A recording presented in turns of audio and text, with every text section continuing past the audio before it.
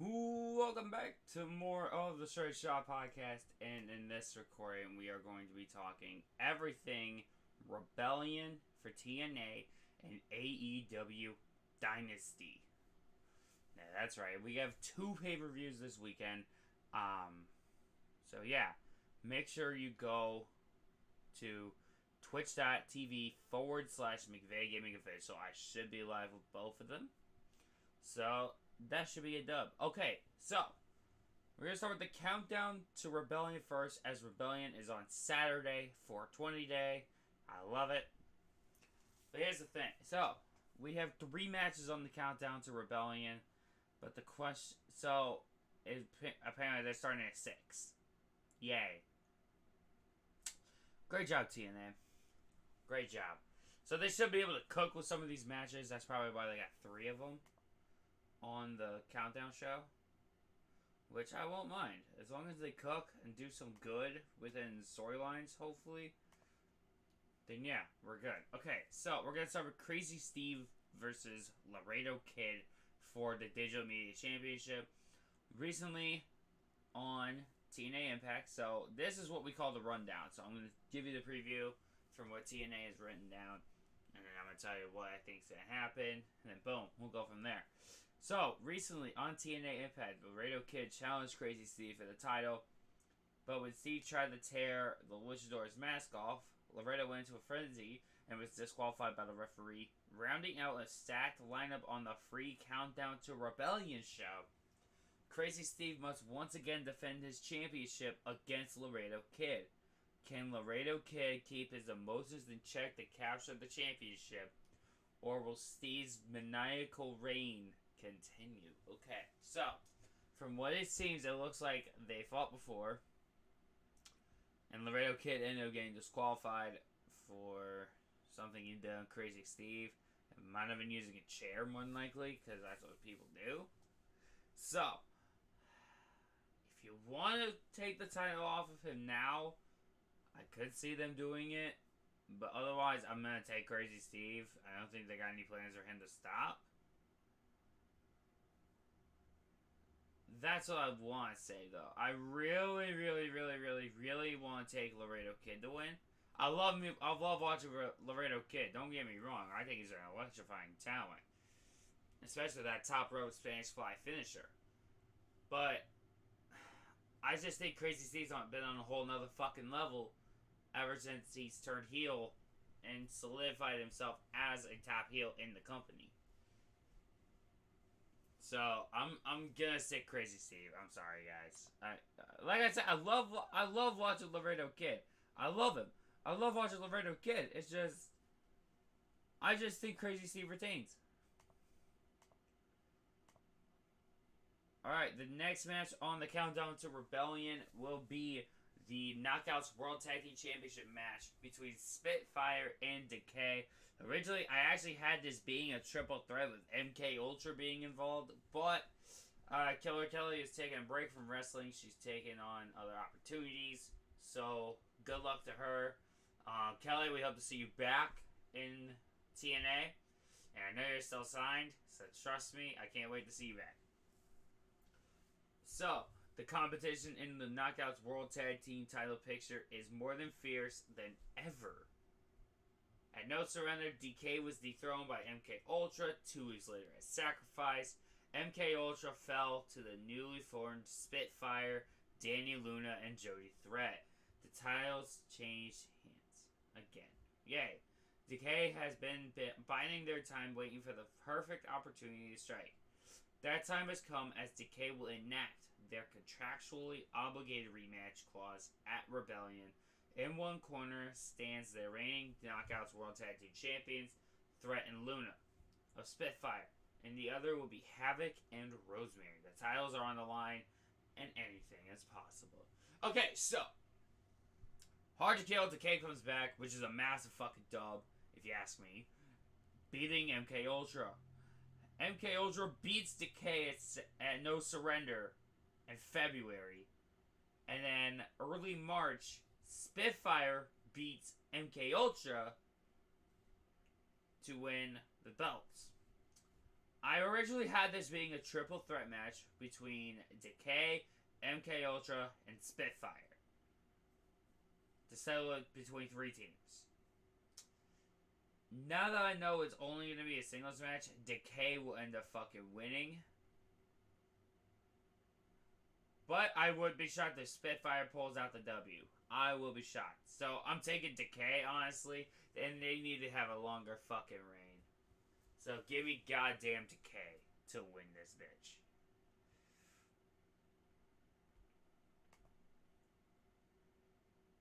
That would be wicked if they got, Abyss. That'd be wicked. Okay, last match on the countdown to Rebellion was Ace Austin, Chris Bay, and Leon Slater. So ABC's gonna team with Leon Slater. They're gonna face the Rascals. And it says, and Myron Reed. That's because Myron Reed's not signed with the company. But Myron Reed is a part of the Rascals if you guys watch the Indies. So, yeah, pretty much. Preview is buckle up for a fast-paced, adrenaline-pumping action on the countdown to Rebellion. It's a 6-man tag team showdown as former tag team champions ABC team up with the rising star from the UK, Leon Slater. They will face off against another pair of former TNA World Tag Team Champions in the Rascals and their longtime ally, Myron Reed. Myron Reed is not signed, by the way. He's been working hella indie shows. Give me goddamn ABC and Leon Slater to win instantly. I was going to... ABC over the Rascals easily. It's ABC over the Rascals. What more is there to say? Alright, got it. Thank you, me.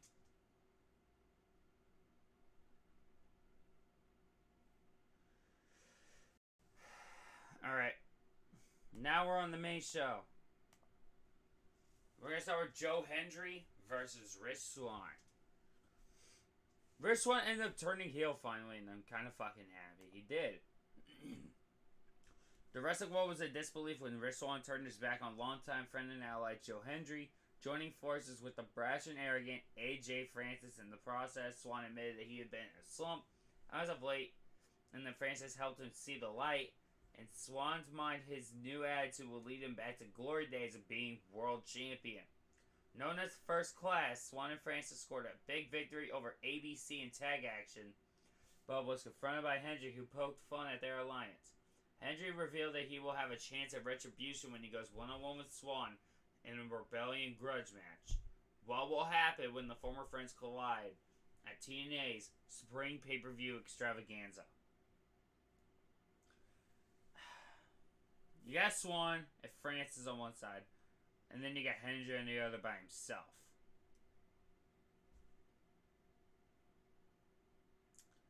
As much as I want to say give it to Joe Hendry, I gotta say Rich fucking Swann. It's gotta be Swann, if you ask me. I think AJ makes the difference. It has to be Francis to make the difference. If it's not, I have no fucking clue who. Alright, Young versus Kazarian. So, Frankie Kazarian turned his back on Eric Young after the two TNA originals failed to find success as a tag team fit. Kaz vowed to stop giving the TNA wrestling, start taking instead. Kaz and Young would attempt to settle the score at a no surrender when they faced off in a high stakes number one contenders match, which was won by Eric Young, and with an unhinged Kazarian to go on to assault TNA referees, resulting in a 2-week suspension. Kazarian made his presence felt once again when Young challenged Moose for the World Championship at Sacrifice. We'll talk about Moose later. Choking Young out with a cable and causing him the gold in the process. With revenge on his mind, Young challenged Kazarian to a Full Metal Mayhem match. We can now confirm that it has been made official for Rebellion. With no countouts, no disqualifications, and a plethora of tables, ladders, and chairs, this highly intense rivalry between Kazarian and Young is about to explode. This is fucking Frankie. This is Frankie. This is Frankie Kazarian winning this bitch. If you guys do not have Kaz winning this match, what are you on about? Because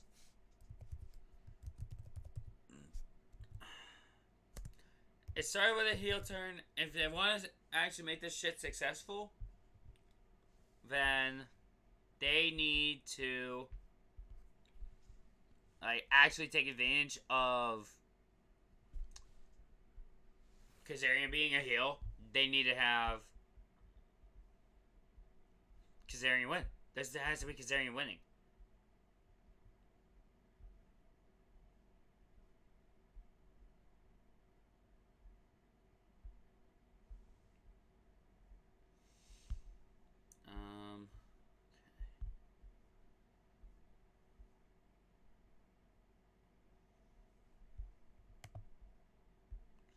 Alright, but here's the, like I said, this is where you have Kazarian fucking capitalize.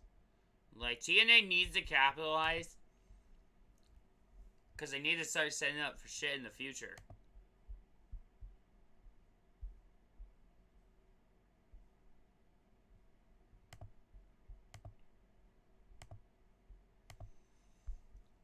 Alright, World Tag Team Championships, The System versus Speedball Mountain. Mike Bailey and Trent Seven, now known as Speedball Mountain, have found success in TNA Wrestling Stacked Tag Division after aligning themselves with Nick Nemeth to fight against Steve Macklin and the Rascals. They were targeted, Speedball Mountain, by The System's Brian Myers and Eddie Edwards. As a group led by Moose continues to dominate, Speedball Mountain will have a chance to shake things up when they challenge Myers and Edwards for the World Tag Titles at Rebellion. Myers and Edwards dethroned ABC at Sacrifice. Meanwhile, Bailey and Seven are no strangers to singles championships, but could their sin and innovative offense as a duo could be the key to victory. System. This is the System retaining with possibly a Trent Seven heel turn. The System has to retain right here, right now. Bailey and Seven, I don't think go any longer as a tag team. I know the System retain, so we're going from there.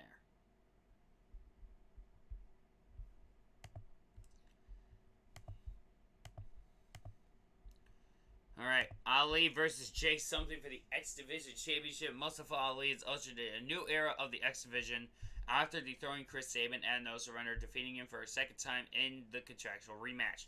As the old saying goes, there is no rest for the wicked. Recently on Impact, Ali hosted a Rebellion referendum, whatever you say it, where the winner and a six-man scramble would challenge him for the X Division Championship at Rebellion.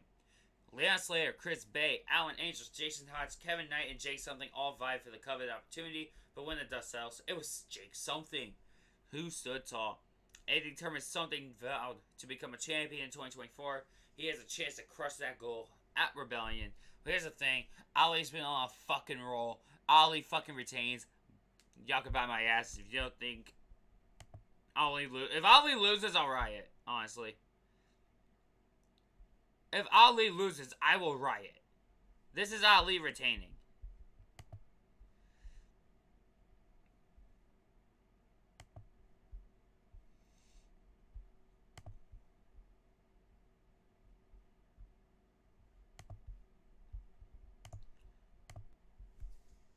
So, this was one of the matches I had going down at Rebellion between Josh Alexander and Alexander Hammerstone. He goes by Hammerstone now.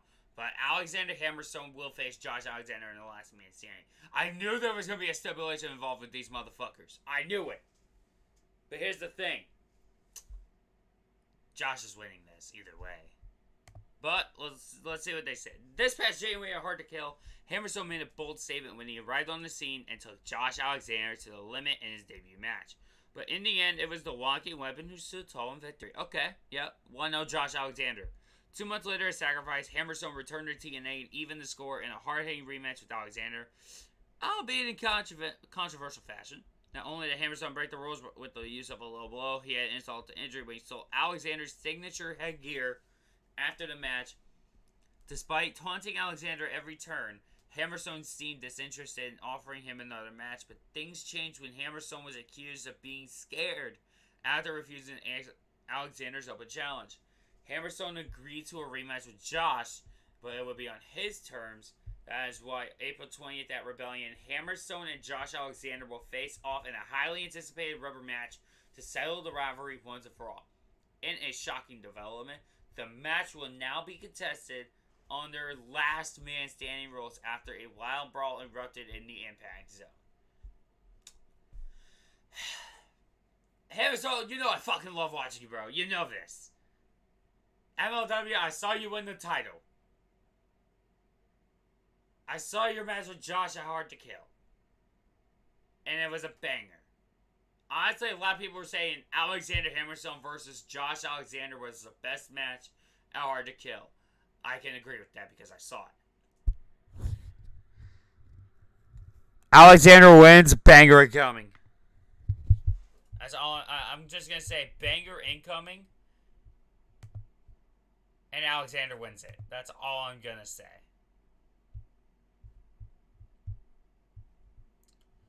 Two more.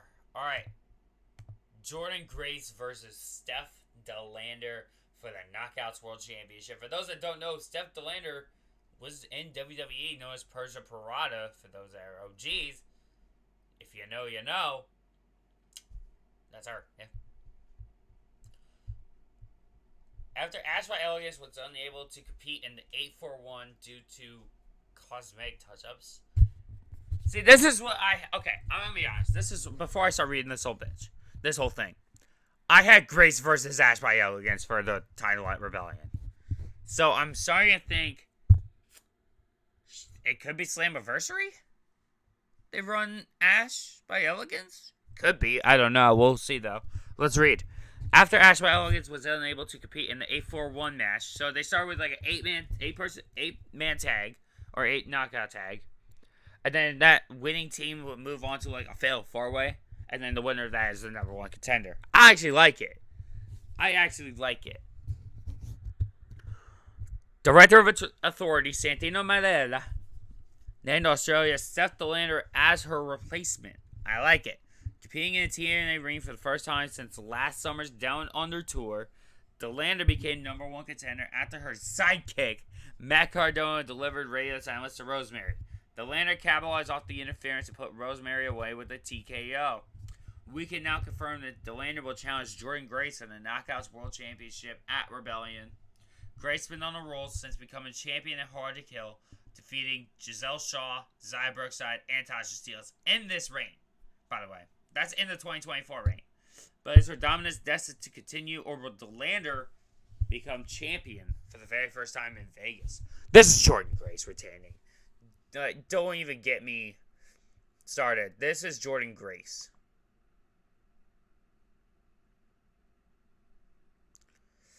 Like, this is actually Jordan Grace. Has to be Jordan Grace to retain. Fucking hell. I'm trying to think. They've not. Okay, there's no odds yet. Fuck. I thought there would be.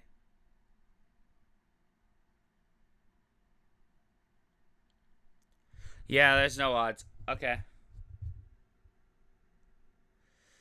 Okay, I thought they would have released the odds right now. Alright, well, here's the thing. TNA Rebellion were on the main event match, which will be Nemeth and Moose.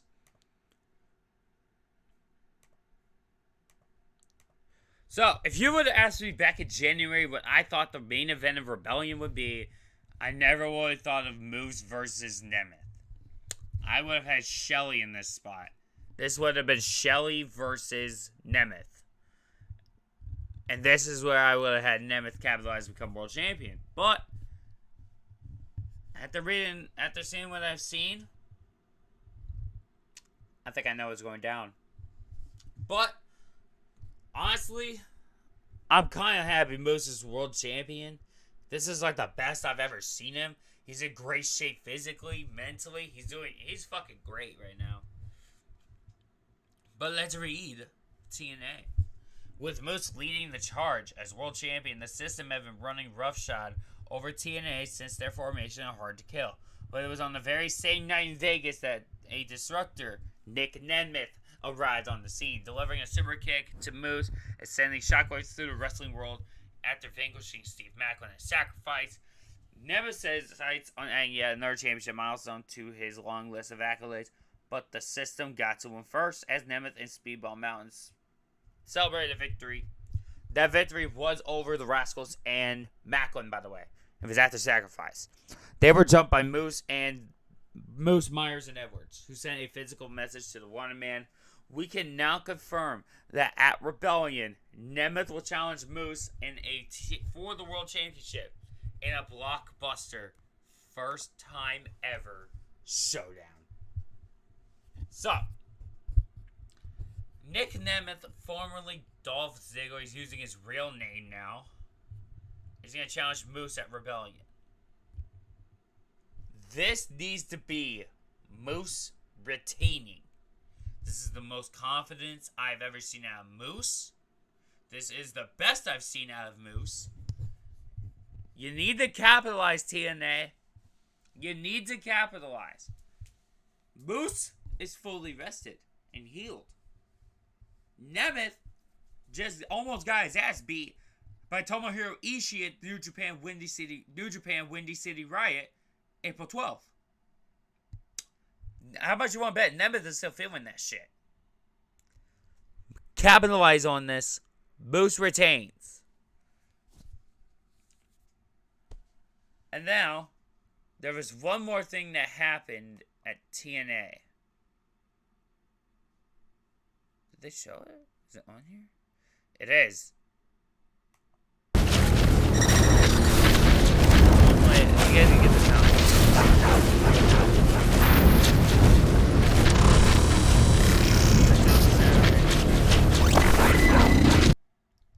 Okay, so TNA has teased a new arrival to the company. Could it be someone new? Could it be a return? I'm going to give you my guesses for who I think it is, and I think it's a woman. But I could be wrong, and it could be a guy. A guy who I was thinking it could be Matt Hardy. He is a free agent as of now. Matt Hardy is someone who I can see it being. Two women I can see it being is Su Yung returning to the company. She hasn't been around actually since about 2021. So bringing her back into the fold on pay-per-view, I think that'd be badass. The other woman I was thinking was Allie. Allie has not been wrestling lately, and she's no longer with AEW. She's been let go by the company. Well, she wasn't let go by the company. Her contract expired. So Allie is a free agent, and I think bringing her back to TNA to align her with Decay, that shit would be badass. Trust me when I say this. Allie and Rosemary have their history together. Allie and Rosemary, one of Allie's last segments in the company, TNA, before she exited the company to go to AEW, was with Rosemary. So I think if you bring Allie back into the fold at Rebellion during the countdown match between Spitfire and Decay, have Decay win the match and have Allie solidify as a heel, and now that way we get Allie, Rosemary, and Havoc back together, and then you get Allie and Rosemary back together. Have Havoc with them? Holy shit, that's gonna be badass as fuck. And that shit could feed families, honestly. I feel like it could. But that's just me. But overall, I'm starting to think more Matt Hardy, but then at the same time, he did say he wants to go back to WWE in a recent interview with CVV. He did say he wants to go back to WWE, though, and I can't really blame him for that. So, but like, because there's no way it's Sammy, because he's in MLW with the calling. Yeah, it's not Sammy. He exited the company after end of last year. So yeah, that right there is TNA Rebellion. Now we're moving on to AEW Dynasty.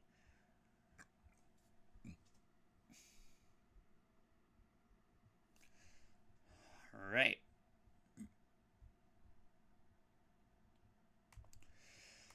First match we're going to talk about on the 0 Hour is Trent Beretta versus Matt Sydal.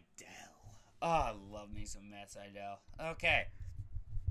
So, Trent Beretta with a newfound heel turn attitude. He just turned heel on Orange Cassidy. He actually prevented Seidel and Christopher Daniels from making the save for Orange Cassidy against STPs from Shane Taylor, Lee Moriarty, and the returning Anthony Ogogo.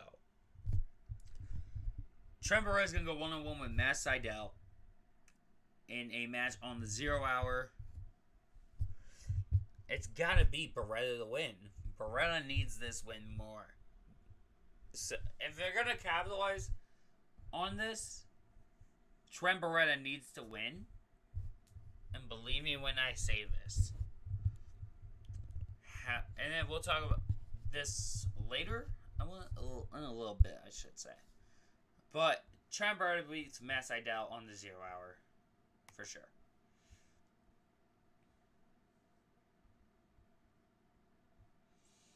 Alright. There. Acclaim take on Bullet Club Gold for the title. So both teams putting on their 6-man tag team championships on the line. People are saying Acclaim to win. I'm going against it. I think they're going to pull a setup. Bullet Club Gold wins it. Juice Robinson returns. He's been out since December.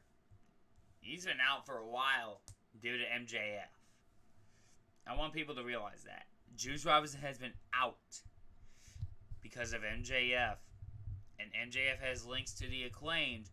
This is Juice Robinson coming back into the picture, costing Acclaimed the fucking belts. BCG takes the dub and the AEW World Trios titles.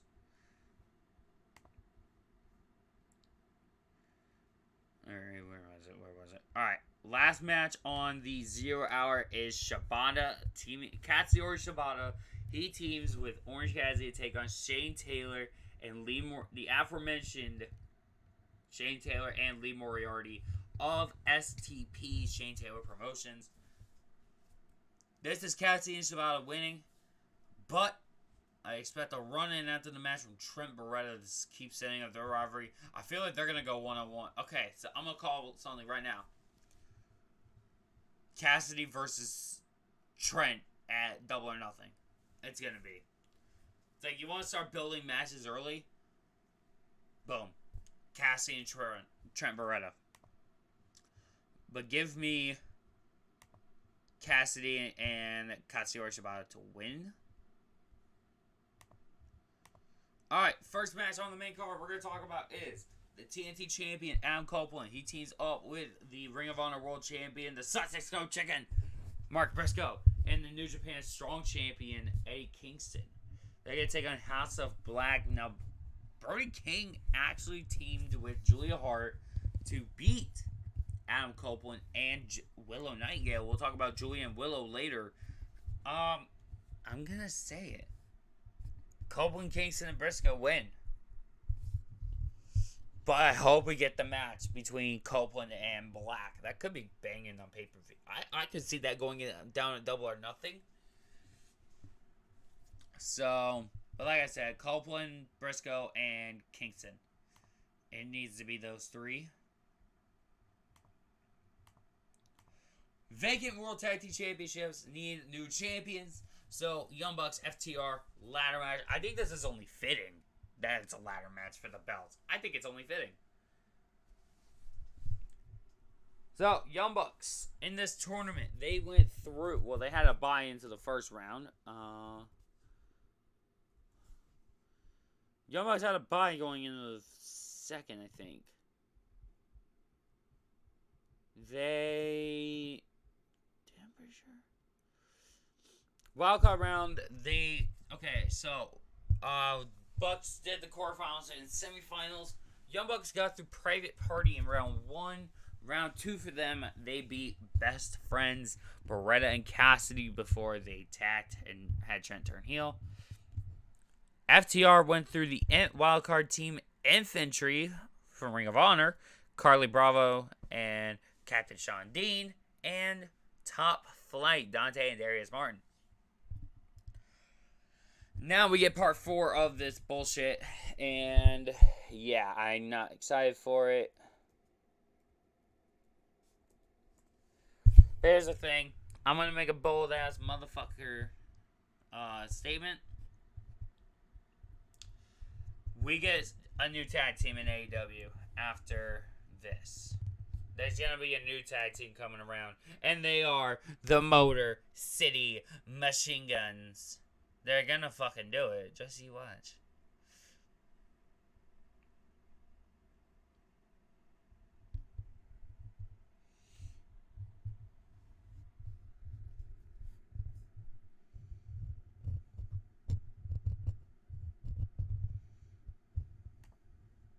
So yeah, Young Bucks walk away with the belts, and eventually we get Motor City Machine Guns versus. So here's what they're gonna do. They're gonna run it back, being Generation Me and Motor City Machine Guns. Timeless Tony Storm versus Thunder Rosa. Thunder Rosa defeating Mariah May in the #1 contenders match. Yes, you heard that right. Mariah May is now in AEW, as she has aligned herself with Timeless Tony Storm in this whole thing. I think. Yeah, Tony Storm's gonna retain. But Jamie Hayter needs to fucking come back.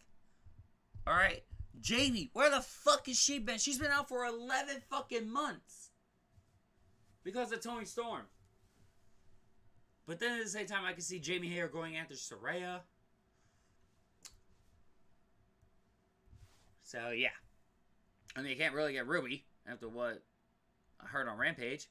I won't spoil. For those that actually watch Rampage, I won't spoil it. But I have seen it, what it is. Give me Tony Storm. Okay, so. Julia versus Willow. This is the one I want to talk about, actually.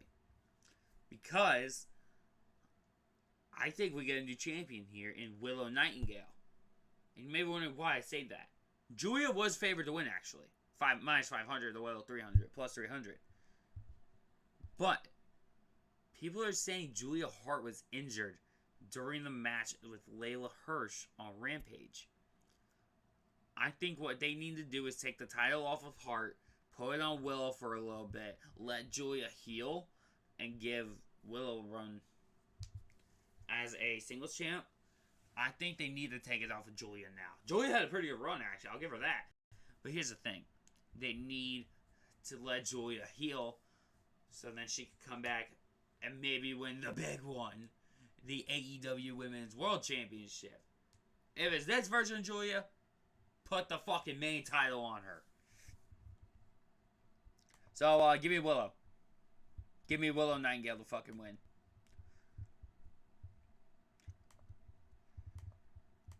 The Bastard Pack versus the Rainmaker, Kazuchika Okada, for the AEW Continental Championship.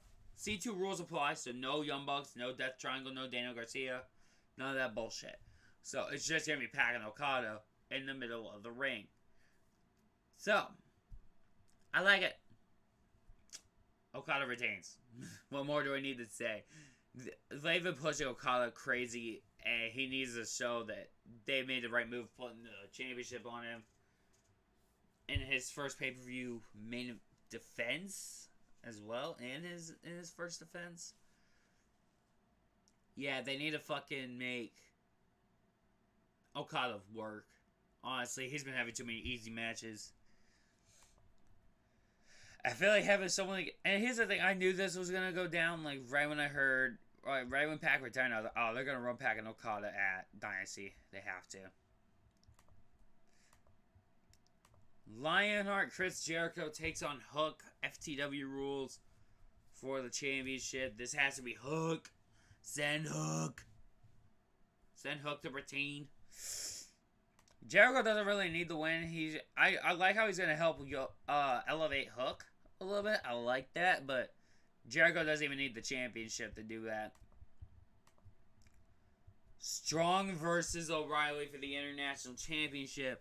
I love this one because it gives off Undisputed Era vibes, which is lit. But that being said, Roderick Strong retains. This needs to be Roddy to retain. Kyle O'Reilly, I'm glad you're back, but here's the thing. Roddy's been on a roll. Leave it. The Aerial Assassin versus the American Dragon. I could go on and on and on with this bitch, but I'm just gonna simply say this. 1, 2, 3. Our crown's fucking up. Give me Will Ospreay to win it. It's gonna be Will. What more can I say?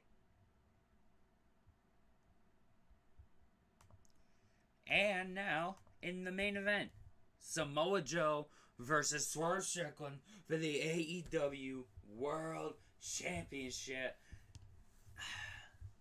A lot of people are saying, I guess this match could go either way because Joe has probability of retain. The crowd wants Swerve as champ. I was thinking about this while I was at work when the match got made official. And then I realized Swerve being champ could drag in some good shit. It's not that I don't like Joe as a world champion. I like Joe as a world champion. Don't get me wrong. That's just his first world championship, major world championship in almost 16 years. So, yeah. I can see Joe retaining for that to keep him going as a champion. But at the same time, I could see Swerve Strickland beating Joe. And now that we know Swerve is a face and Joe's still the heel, I think they need to capitalize with Swerve and put him as champion. I feel like he could have a long-ass reign. And then Adam Cole comes back and then takes the title off of Swerve at World's End or Full Gear around that time. So, yeah. I'm going to say Swerve. I'm going to go with the crowd. I'm going to go with the people and say Swerve. So, yeah. That's going to do it, guys. We just went through 2 pay-per-views. Holy shit. So, yeah. Make sure you guys go to twitch.tv/McVey Gaming Official to come and see my reaction to both pay-per-views. Some reactions might go on TikTok, but they're definitely going to go on our podcast YouTube channel when you see this. So, yeah. Thanks for watching. Peace out.